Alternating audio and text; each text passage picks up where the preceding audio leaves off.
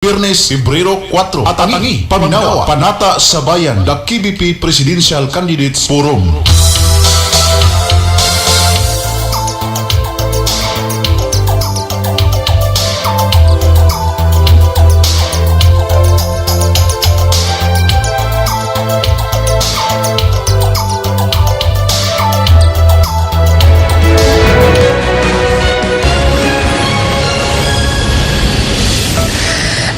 I'm Pia Ontiveros. Welcome to Newsnight, where we go above and beyond the headlines. Tonight on the program, children aged 5 to 11 will have to wait until next week to get their COVID-19 shots after delays in the shipment of the vaccines.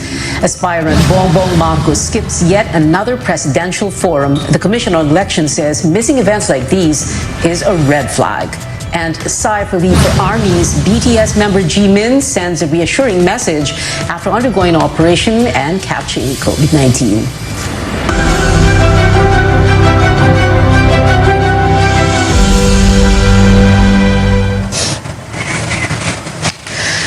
The COVID-19 vaccination of kids aged 5 to 11 will not push through tomorrow after facing last-minute problems. Our Carolyn Bonkin joins us live from San Juan City. Carolyn?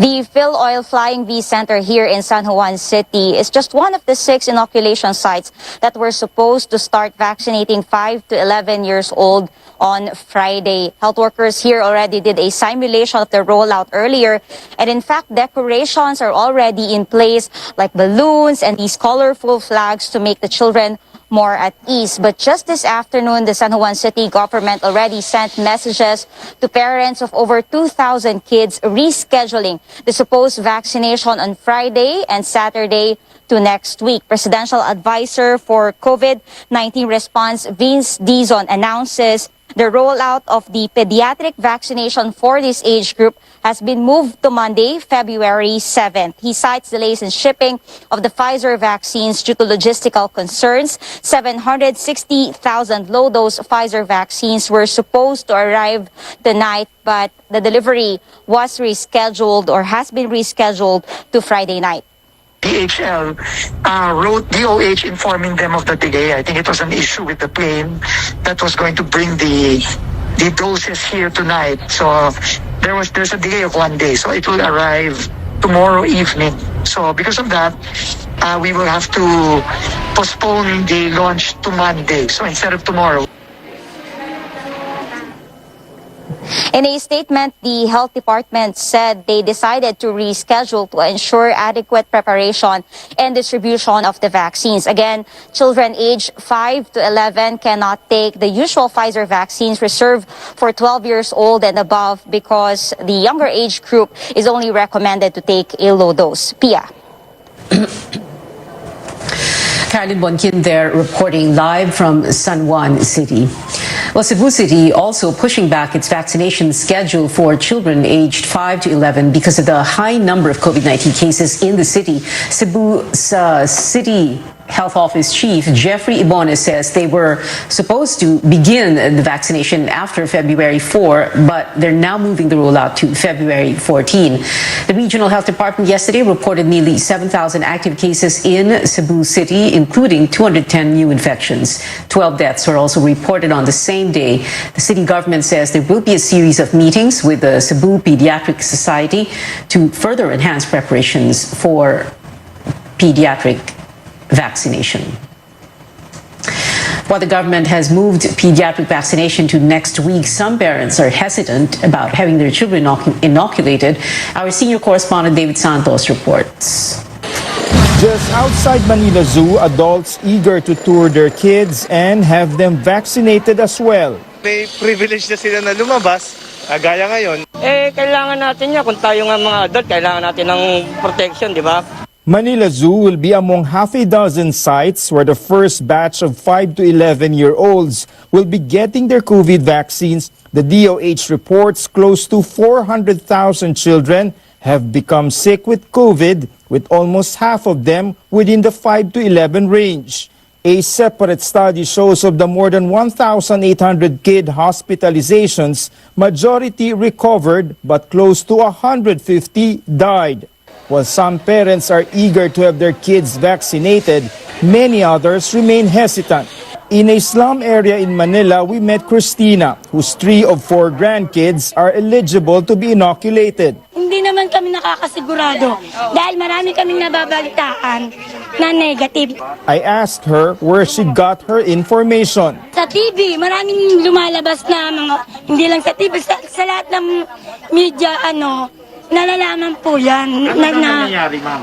May mga namamatay, may mga yung napaparalyze. I told Christina legit media organizations have made no such reports. After minutes of back and forth, she finally relented. At least napaliwanagan sa akin na ganoon. Kung meron po kayong mga agam-agam, ang pinakamaganda po ay kumausap kayo ng isang health professional that you trust. Hindi naman magbibigay ang pamahalaan ng isang bakuna na hindi ligtas at mabisa.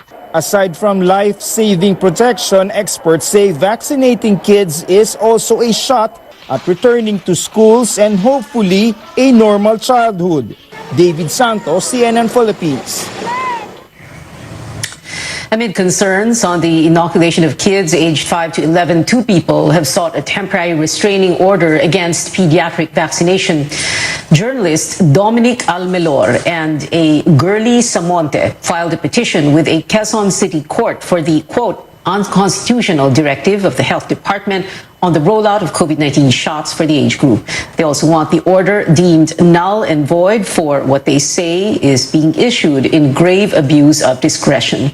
As they say, it takes away the authority of parents or guardians to decide for their children.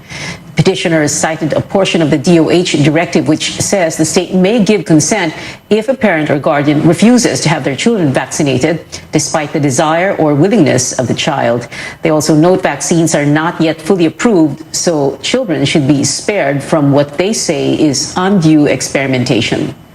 Now, reacting to this, the Health Department and the National Task Force Against COVID-19 say the policy is the result of a careful study by health experts and is approved in many countries, including the United States. They also note there have been no adverse events among the 12 to 17 age group since the rollout began last year, which proves all vaccines are safe and effective.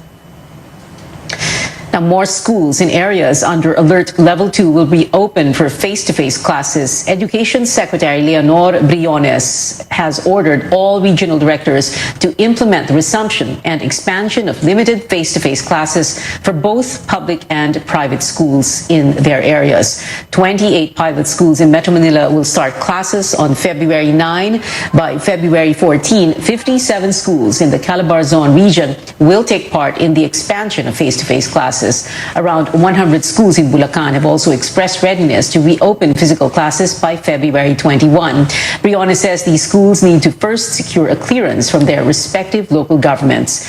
Only vaccinated students and teachers are allowed to take part. President Duterte in quarantine after exposure to a COVID-positive household staff. Acting palace spokesperson Cardinal Nograles says the president tested negative for the virus and will continue to perform his duties as chief executive while in quarantine. In a separate message, Nograles said the president was last exposed to the staff member on January 30th. His RT-PCR test result on January 31st, the next day, came out negative. He retested again the next day, February 1, and again tested negative. Nograles added the president's visit to the Cardinal Santos Medical Center in San Juan was for, quote, his routine medical checkup only. CNN Philippines is asking Nograles for more details about that visit. He has yet to respond. When we return on Newsnight, the president's signature is all that's needed for a bill easing restrictions on foreign ownership, and it's bringing interest from investors abroad. Plus, time is ticking for Mr. Duterte, who must select replacements for retired poll officials. The election watchdogs say the names should be released soon. More after the break.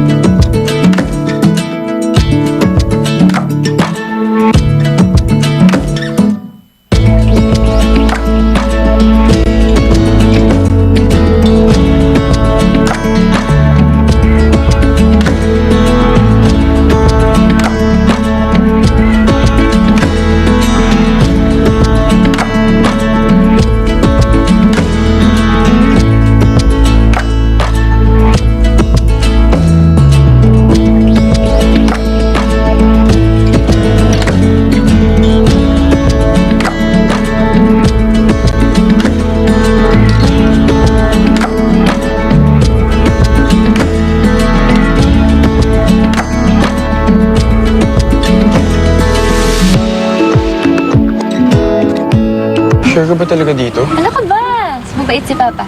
Pa! Si Pinky po. Paano po, Mr. Fardo? Please, call me sir. Aba, laki ng supermarket dito ah. Bili tayo ng drinks. Ako na po ang drinks. Sige na. Gutom na ako. Kuha na mga kami, Mike. So, paano? Babiyahe pa tayo. Sir, atid ko na po kayo. Central Hub yan. Develop na tong part ng Tarlac ah. Sir, sagot ko na po ito. Tingin mo sa akin. Cheap? Sir, hindi po. Joke lang. Sir, pwede na po ako. Thanks. Next time ulit. Miggy. Max Fam! Woo!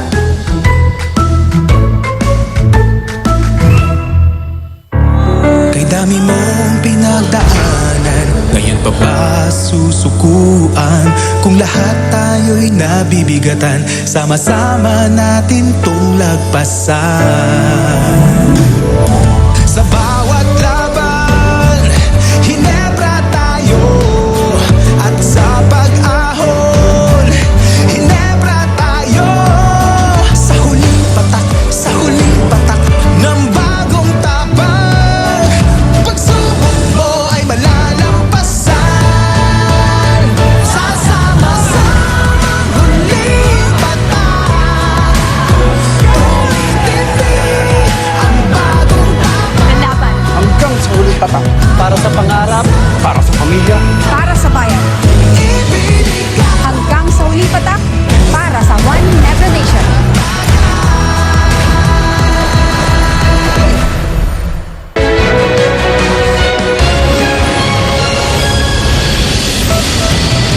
Back to Newsnight, where we go above and beyond the headlines. I'm Pia Ontiveros. Consumers have been grappling with rising fuel prices for the past 5 weeks. Since the new year, fuel costs have increased by up to almost 8 pesos. In this report, Stanley Gaheta explains how these affect the prices of some basic commodities. Eric Albor's family food budget is good enough for a day. No extra for basic commodities that could last for days or even a week. Naghanap na lang ng mga bultuhan na tumpok-tumpok na tag-100, mga ganun. Pwede na yun, pagka-asay na yun. Kahit sa gas pa lang, sa gasolina, ang taas ng tinaas eh. Yung asukal po namin, tumaas na mga isang sako 3K.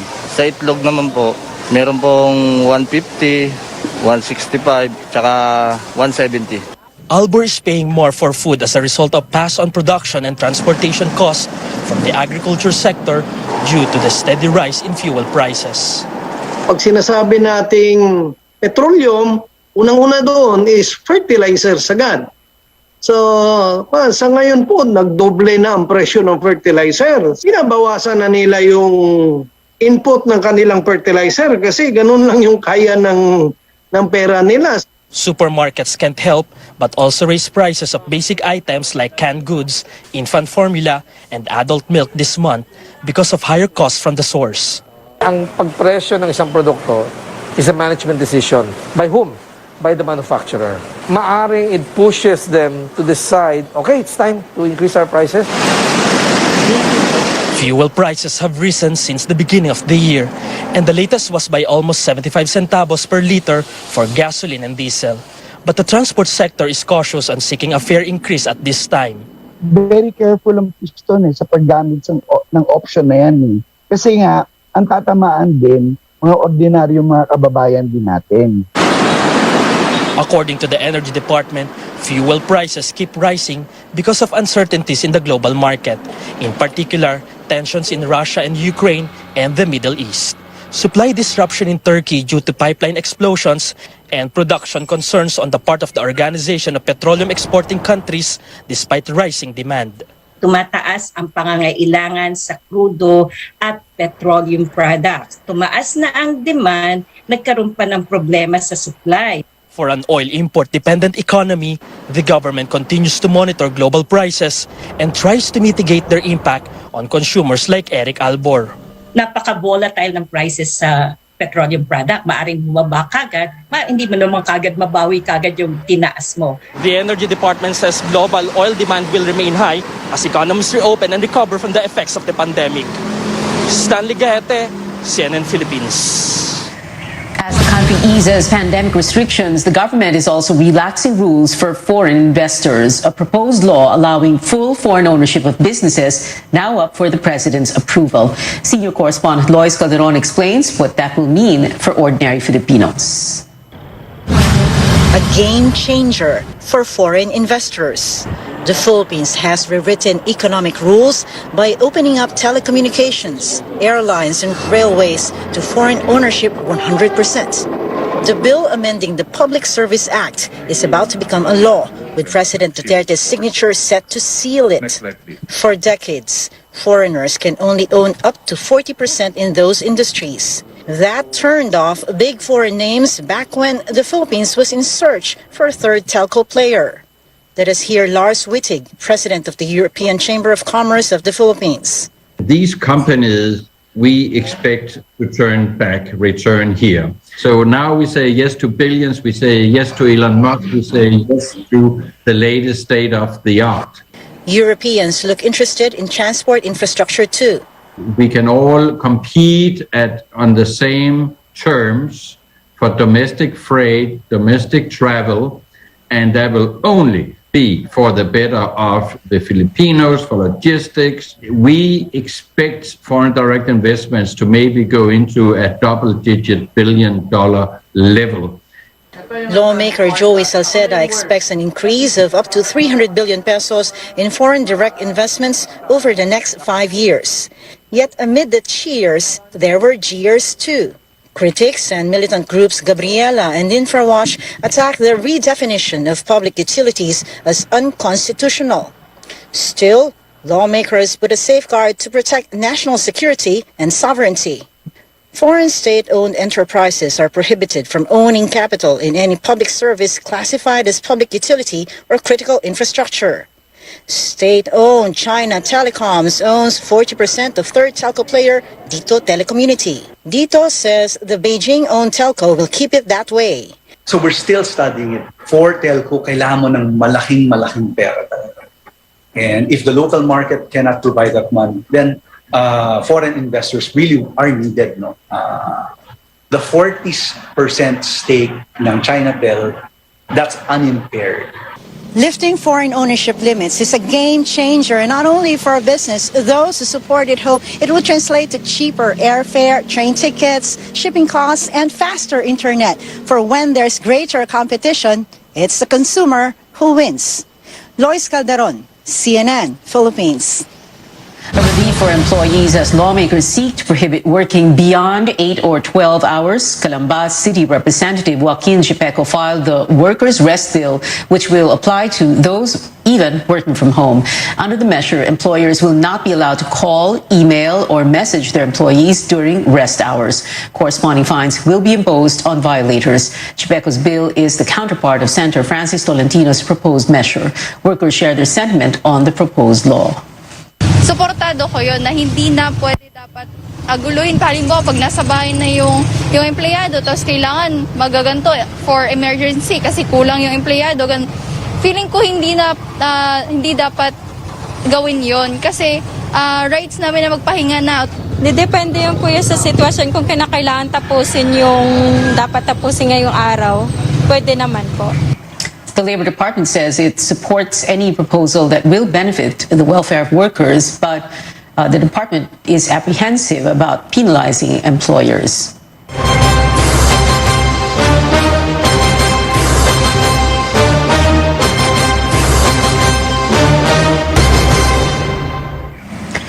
For the first time, presidential aspirants will share the same platform to discuss their plans for the country in detail. But as Anjo Alimario tells us, one hopeful declined to attend. 6 presidential aspirants have been invited to the Panata sa Bayan, the 2022 Presidential Candidates Forum of the Kapisanan ng mga broadcaster ng Pilipinas. Vice President Leni Robredo, Manila Mayor Isko Moreno, Senators Manny Pacquiao and Panfilo Lacson, and Labor leader Caliori de Guzman are attending. Former Senator Bongbong Marcos, however, says he's not joining. His reason, conflict of schedule. As early as January 19, Marcos had already declined. Pero ang nakasulat kasi, nakalagay doon ay ang prior commitments niya, currently, ang nakalagay, may word na currently ma-recall ko sa sulat. his prior commitments have not cleared up yet, no? Kaya we were still hopeful na baka may mga changes. This isn't the first time Marcos declined to attend a presidential forum or interview. He turned down GMA's Jessica Soho presidential interviews, citing the host's alleged bias. On Wednesday, Robredo faced DCRH Bakit Ikaw presidential job interview for more than 2 hours, despite having an openly critical panel member. There, she was asked if it's possible for her and Marcos to unite. Pag basta lang natin tinanggap yung ganon, dahil lang sa unification, ano yung mensaheng binibigay natin sa tao? Na okay lang?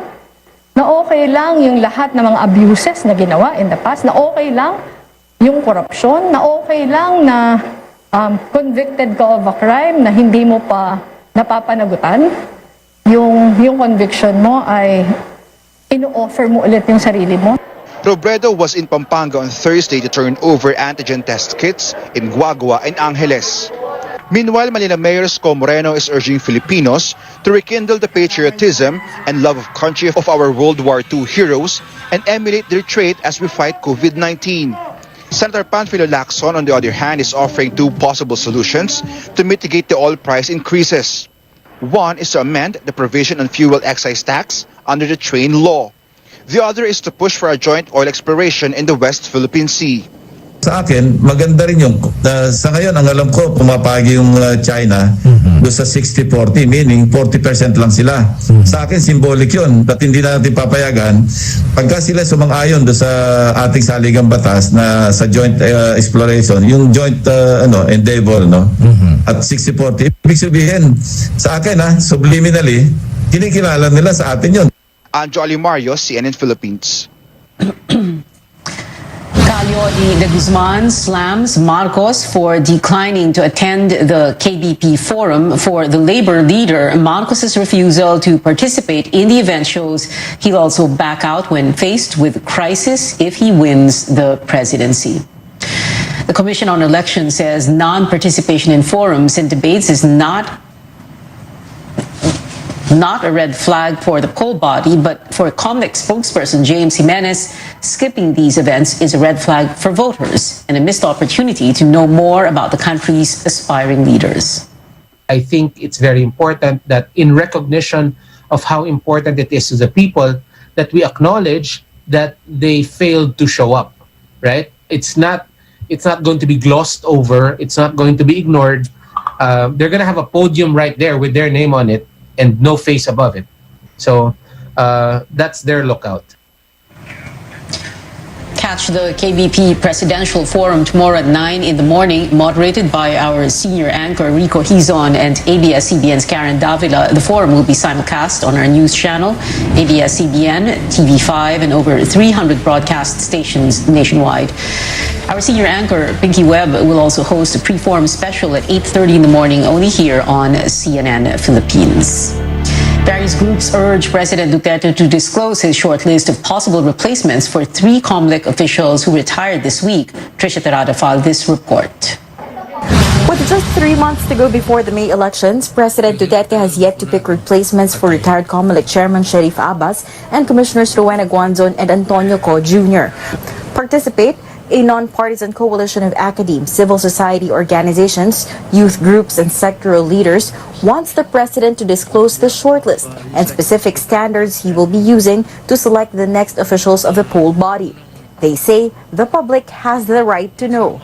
Now, if we select, commissioners who are more of the same right now, insofar as their tie-ups to Duterte, whether as schoolmates, fraternity brothers, or region mates or city mates, that would be very, very problematic. Political analyst Dr. Jean Franco says these are valid anxieties and concerns in light of the 2005 Hello Garci scandal, where a sitting president and a COMELEC official allegedly rigged poll results. Franco also says it's crucial for President Duterte to be seen as objective, as his daughter is vying for the second highest post.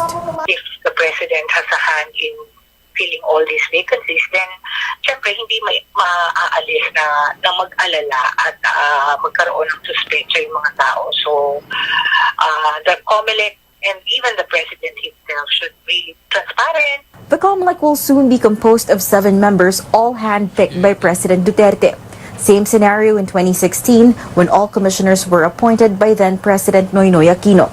As the polls near, election watchdogs and organizations call on Mr. Duterte to select commissioners with integrity, proven competence, and independent. We need independent-minded people in the COMELEC, and to appoint 3 commissioners right now would be very, very crucial to the integrity of our elections. Our democracy is actually at stake in this selection.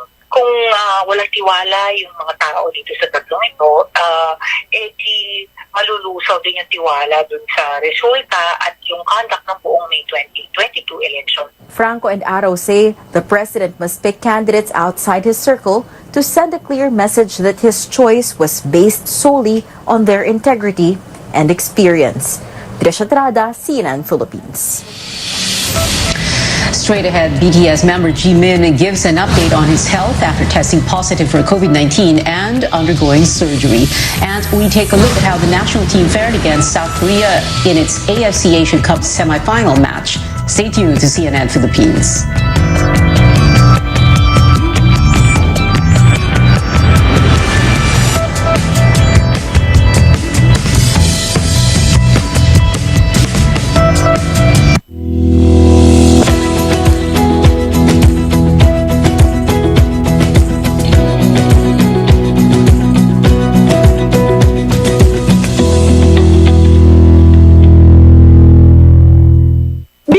MX3 dahil ito ay napatunayang may alpha, beta at gamma mangosteen.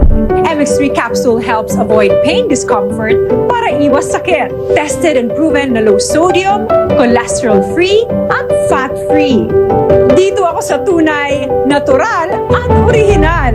MX3.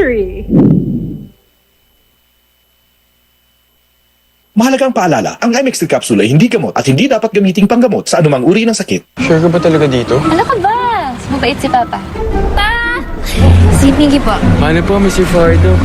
Please, call me sir. Aba, laki ng supermarket dito ah. Bili tayo ng drinks. Ako na po ang drinks. Sige na. Gutom na ako. Kuha na mga kami, Mike. So, paano? Babiyahe pa tayo. Sir, hatid ko na po kayo.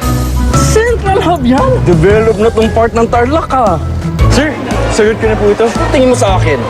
Cheap? Sir, hindi po. Joke lang. Sir, pwede na po ako. Thanks. Next time ulit. Miggy. Max Fun! Woo!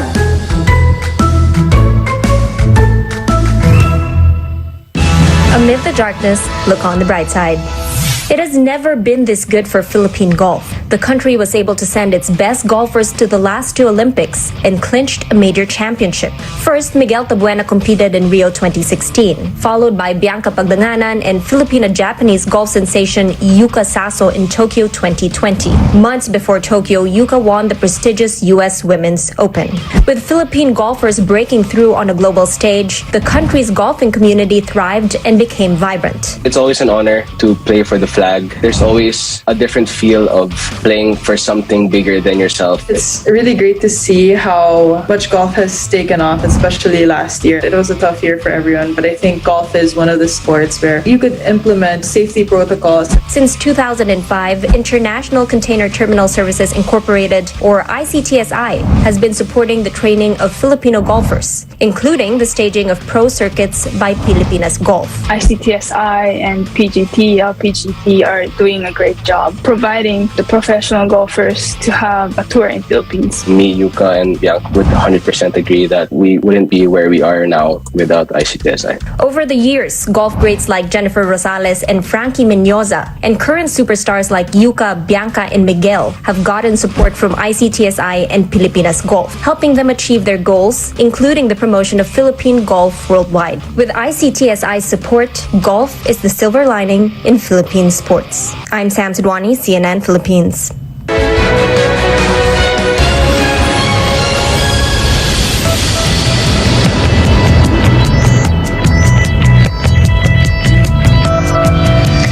Welcome back to CNN Philippines. The Philippine women's football team suffers a loss to South Korea in the AFC Asian Cup with a score of 0-2. The Korean team went in strong, scoring 2 goals just in the first half. In its previous match, the Philippines notably made a historic win. It qualified for the Football World Cup for the first time ever after beating Chinese Taipei, also advancing to the World Tournament. Our Asian quarterfinals victors, China, Japan, and South Korea.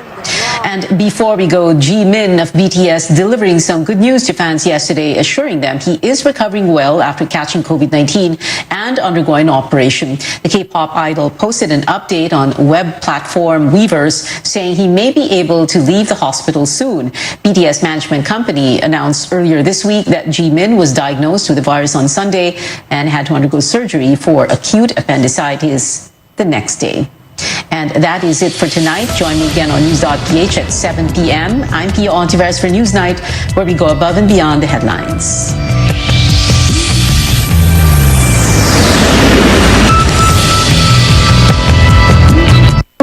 This program is brought to you by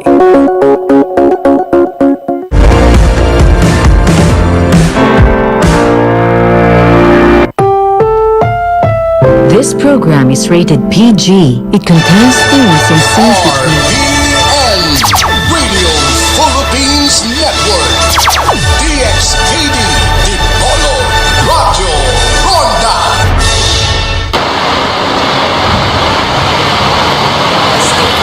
Assets, liabilities, and net worth, or SALN, may seem like an ordinary piece of paper, but a president and 2 chief justices removed from office because of it. By law, all public officials and employees are required to file their SALNs containing information on their assets such as cash and properties, liabilities, business interests, financial connections, and relatives in government. These can be used to expose corruption, conflicts of interest, and unexplained wealth of those in government. But up to this day, President Rodrigo Duterte has yet to release his SALN beginning 2018. And now, Bongbong Marcos, former senator who seeks to replace Duterte, under fire for saying he will not publicize his SALN if or when elected president. We'll take a closer look at the role of SALNs in good governance tonight.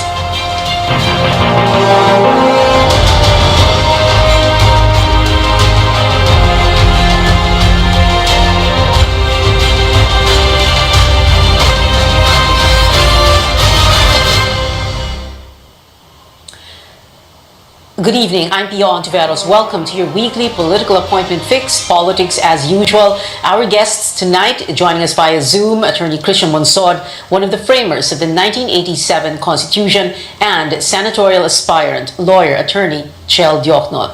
Let's begin with you, Attorney Monsod, as a framer of the 1987 Constitution, a member of the 1986 Constitutional Commission. What does the Constitution say about SALNs? I know you might feel like you're sounding like a broken record, but I think it's very good to remind people what the Constitution says about SALNs. Sir, Attorney Monsod.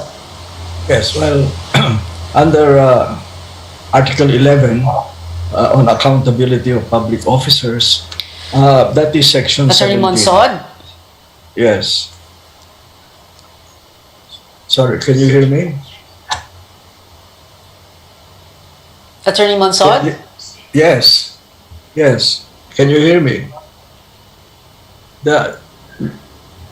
I'm not muted anymore. Can you hear me? Can you hear me? Oh, okay. Yeah.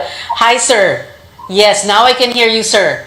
So I hope you heard my question, po, sir. Yes, I got it. Well, the specific constitutional Yes, provision, go ahead, po. of course, Article 11, and on accountability of public officers, Section 17, which requires public officials and so on to file a declaration of assets, liabilities, and net worth. And also, what's important is the end of that paragraph, which said that the declaration shall be provided to the public and in the manner provided by law. That the law cannot limit the amount of information, but just prescribe the manner of disclosure. So that's the specific provision on sound in the Constitution. But I'd like to add that there are several provisions that are important or related to this. Number one, sovereignty belongs to the people and all government authority comes from them. What does that mean? It means that the people are the principals and public officials are their agents. And the principals have a right to know the qualifications and wealth and so on of their agents. Also in Article 11, public office is a public trust. Also Section 7 that says that the ombudsman is the protector of the people. The ombudsman is not the protector of public officials against the public. On the contrary, it is the job of this ombudsman to be the protector of the people. Okay? So that's the premises that we can discuss what this is all about. Attorney Monsod, I started the show by asking you to repeat, like I said, like a broken record, because it's so important that we all remember what the Constitution says about the SALN. I have a few follow-up questions, but before we go to that, I wanted to ask Attorney Chel Diokno naman, who's also joining us via Zoom, what the law, for example, RA 6713, says about SALN. Again, Attorney Chel, I know that you know this by heart, the way Attorney Chris Monsod knows the Constitution by heart also. But again, very good to remind people what the law says about SALNs. Thank you, Pia, and good evening. Good evening to all the viewers. The law is very clear. Republic Act 6713 both imposes an obligation on public officials and employees to file their statement of assets and liabilities and net worth, and as well provides that the public has a right to know the SALNs. And when you look at the other sections of the law, it also is clear that every citizen has access to the SALN, provided they just pay a minimum modest fee. And that's really the only condition imposed by the law itself. So I really find it, I cannot understand why there are officials who have made this mandatory ministerial duty into a discretionary type of thing, when it's obviously not that way as contemplated by the law.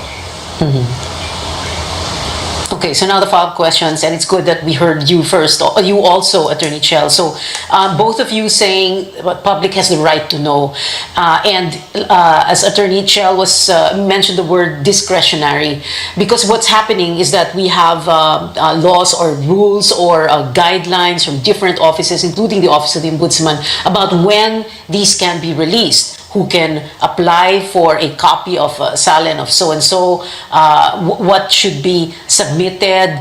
Parang ang daming mga requirements. Was it meant to be that way? Attorney Monsod, earlier you also said, di ba, yung public has the right to know. Was it really meant to be that way na kailangan may mga, well, hurdles before we get a copy of any official's SALN? Attorney Chris Monsod? No, well, it's mandatory. It's a constitutional provision after all. It's not just a law. It's a constitutional provision. And the purpose of it is accountability. Like, you have to have to file a SAM at the beginning of your term, and you have to file a SAM at the end of your term.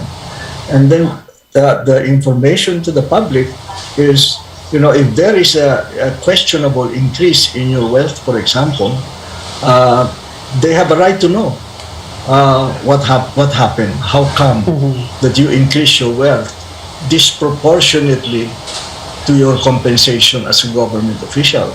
Because there are also prohibitions on what you can or cannot do as a public official, right? You have to disclose for example, your financial or contractual connections in business or profession and so on. And if I were a public official who was nothing to hide, I would be happy to provide the details in order to set the record straight on my net worth and on my wealth. Attorney Chel, kanina binanggit niyo yung termino na discretionary, and for example, we remember very clearly how late last year, Ombudsman Martires was talking about how there should be several guidelines, no, for releasing the presidents and the VPs SAL-N, and he was saying, why are people so interested in it? Yung Constitution as the portion of that read by Attorney Chris Monsod, and the law, RA 6713, as you reminded us, no, was it meant to be, para bang, pwede bang i-amend? Of course, laws can be amended, Constitution can be amended, pero, pwede ba nating galawin yan para, para mabago yung mga provisions on the SAL-N, for example, Attorney Chell, or hindi dapat?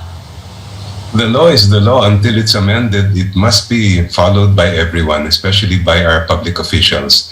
And if you look at the relevant provisions of 6713, they really provide for two rights for the public. Number one is access. Any citizen can have access at any reasonable time of the day. There's no even need to pay any fee, and there's no condition imposed by the law. If you want to get a copy of the SAL-N, then you must pay a fee. And that's pretty much the only condition imposed by the law. So if there are officials who are claiming that there must be so many different requirements that are not in the law, my view is that that's ultra vires, that is exceeding what's in the law, and they cannot do that. If they want to do it, then they should amend the law first. They cannot impose their discretion when the law does not allow discretion, and in fact provides that the duty is ministerial.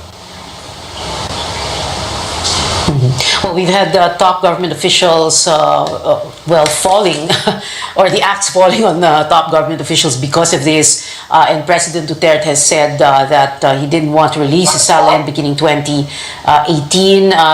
Bongbong Marcos, a presidential candidate for the May election, saying he's not going to release it if or when he becomes or is elected president. All these questions hanging until we come back after this break. Politics as usual. We'll be right back. Stay tuned.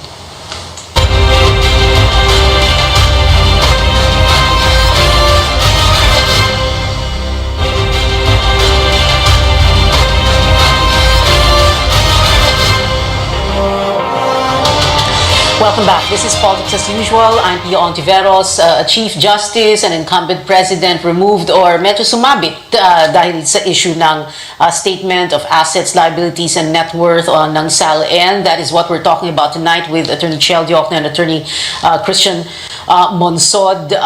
President Duterte has said before that he will not release his SAL-N beginning 2018. In 2017, what we know is that 28.5 million ang kanyang net worth. What is the remedy? Is there a remedy for this or wala? Attorney Christian Monsod, sir. Well, what is to me a matter of concern is that it seems that all the government agencies mentioned in the Constitution whose SAL should be disclosed to the public are making rules on the content of the SAL, right? They just give a summary of assets, liabilities, and net worth, and so on, and who can ask for a copy. The law, the legislature can provide the manner, but they cannot provide limitations on the content, right? To me, it's a constitutional issue. Unfortunately, I think even the Supreme Court engages in that, in which they said that they would release only summaries of assets, liabilities, and net worth. And it's the Constitution, the Supreme Court, that has to interpret the Constitution. Yeah. Well, so if President Duterte says, no, I'm not going to release my SAL-N, what is the remedy here? Can he be compelled? Who will compel him to release his SAL-N? Because, even if we say the public has the right to know, and then he says, no, I'm not going to release it, paano na? That's Supreme Court. Ultimately. So kailangan umakyat pa sa Supreme Court para humingi ng SALN, which is already provided for in the Constitution and also provided for by law. No, at saka yung specific officers. That's the one I'm saying that it's disappointing that the specific officers that are mentioned in the Constitution are making up their own instructions or conditions on the content. Manner, yes, but not content. Well, Senator Bongbong Marcos now saying that if or when elected president, he's not going to be releasing, he's not inclined to release his SALN dahil pwedeng gamitin laban sa kanya. That's paraphrasing him. How do you view that now, Attorney Monsod? Well, I think he's wrong. And I think it's about time that we reviewed, the agencies of government review their own instructions or conditions and so on, because this is the constitutional provision is not being implemented properly by, unfortunately, by almost all, if not all, of the government agencies that are tasked to do the job. Attorney Chel Diokno, of course, you are a senatorial candidate on the slate of another presidential candidate, Vice President Leni Robredo. But what were your thoughts when you heard Bongbong Marcos say this, that he is not inclined to release his SALN if or when elected president? Well, I thought no one is supposed to be above the law, and I thought we're supposed to have the same standard of justice for everyone. What the statement of Mr. Marcos is really a reflection of how we have a double standard in our country, where ordinary government officials have to file their SALNs. They get charged and even convicted or removed from the service if they don't, while those who are in high government posts apparently can get away with it. And that is really why we have to do something about justice in our country. We have to find a way to strengthen it and to strengthen accountability. So what can we do? When you say we have to find a way to strengthen accountability, what is that way? What exactly do we need to do?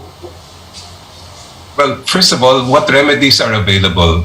It may be possible to file a petition for mandamus against the statutory custodian of the SALN for them to release the SALN as required by Republic Act 6713.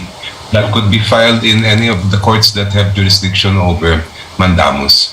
Other than that, if they are impeachable officials, they could also be subjected to impeachment, but we know that that's really a political exercise. In terms of legislation, it is possible to strengthen the citizens' right of access by amending Republic Act 6713 to give it more teeth, to make sure that it's very clear that the duty is ministerial and that any official who blocks the release of SALN should be penalized severely, because after all, we are just talking about making sure that government officials do not amass ill-gotten wealth. The purpose of a SALN is very clear. The public wants to know what you have in terms of your assets, liabilities, and net worth, and every year thereafter we can compare. If you declared only, say, 10 million today and next year you declared 50 million, then the public has a right to know where did you get that other money. And that really is very important to all of us, because the money of the government is not theirs. It belongs to the people. And of course, we are presuming that everyone who files a SALN is telling the truth, not truthful yung laman ng SALN, right? I mean, so hindi lang pag-file ng SALN, the act of filing it, but making sure that what you put there is really the truth, right? Yes, and many people are not aware that under the law, when you file a SALN, you are also required to execute an authority in favor of the ombudsman, so that the ombudsman can confirm the veracity of your SALN. That authority includes you're allowing the ombudsman to look into your records in the BIR, to check your business interests and financial connections, to ensure that your declarations are really accurate. And if not, then the ombudsman should be going after the person who misdeclared in their SALN or didn't file at all. All right, more from our guests, Attorney Christian Monsod and Attorney Chel Diokno on the SALN. When we return, this is Politics as Usual.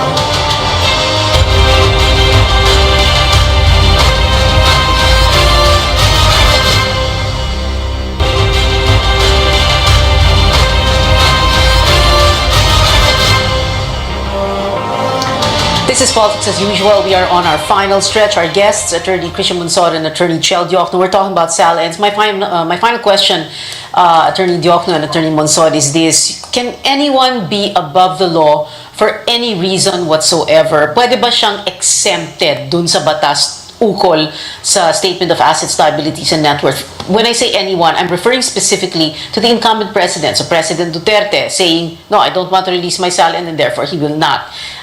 Is he exempted because he's a very popular president? The other anyone we are referring to here, of course, is a presidential aspirant, Senator Bongbong Marcos.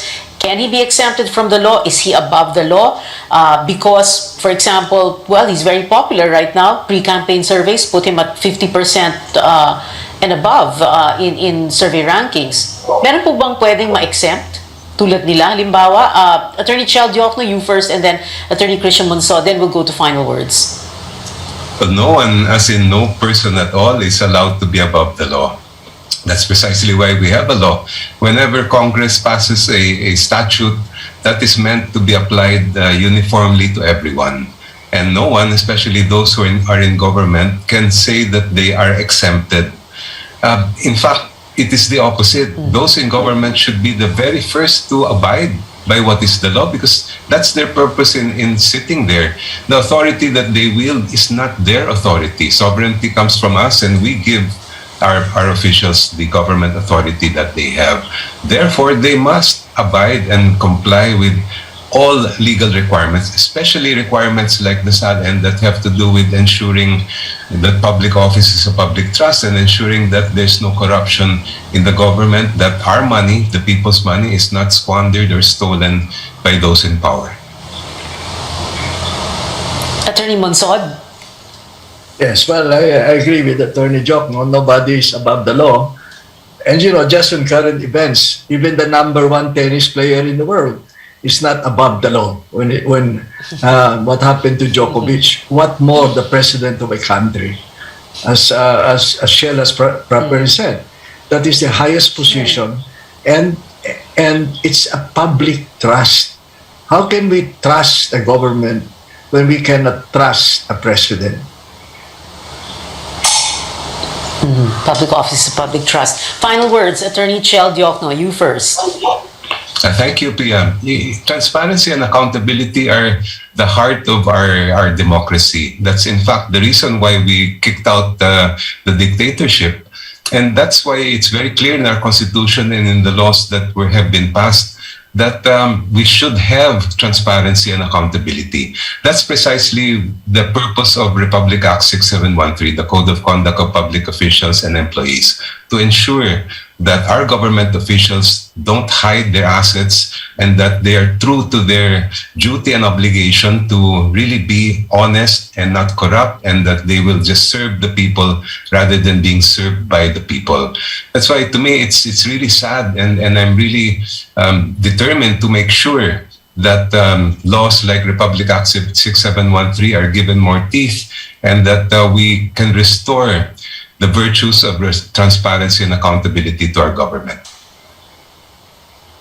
Attorney Monsod, your final words? Yes, well, I think we've said it all. It's a public office, it's a public trust. And President Duterte is a very bad example of a president who refuses to abide by the Constitution. He filed up to 2017 and then he just stopped, didn't do it. And it is very disappointing. And I think really, when the ombudsman, who is supposed to be the protector of the people, is protecting people like Duterte from following the Constitution, there's something wrong with the office of the ombudsman when it does that. And Marcos Jr., who aspires to the presidency, seems to aspire also for what Duterte is doing, because he refuses to disclose the content of his assets and his liabilities and wealth. Well, I think the people should speak and insist that everybody must comply with the law and nobody is above the law, particularly a candidate and a candidate for president and an incumbent president. Attorney Christian Monsod and Attorney Chel Diokno, thank you very much, gentlemen, for being with us tonight on the show. And by the way, we did extend an invitation to a representative of Senator Marcos to join the show. We have been told before, don't talk politics at the dinner table or at a family reunion or in Viber groups and risk digital warfare. But we can talk about it here on the show, your weekly political appointment fix, politics as usual. I'm Pia Ontiveros. See you back here next Tuesday, 8:30 p.m.